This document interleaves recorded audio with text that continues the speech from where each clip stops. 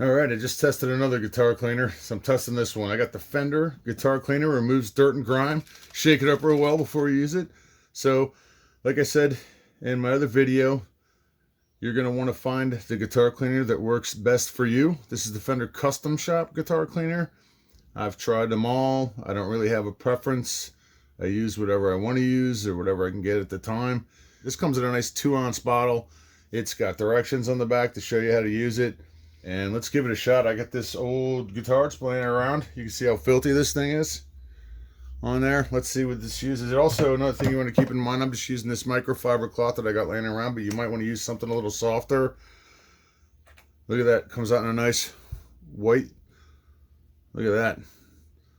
So the other one I was using was more of a liquidy stuff. This is more of a film kind of. So let's see what it looks like after I buff this in a little bit.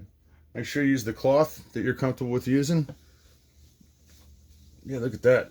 Going around in circles here on here. And you can definitely see it's getting the job done. That's for sure. There's no real film or buildup on here, which I'm pretty happy with.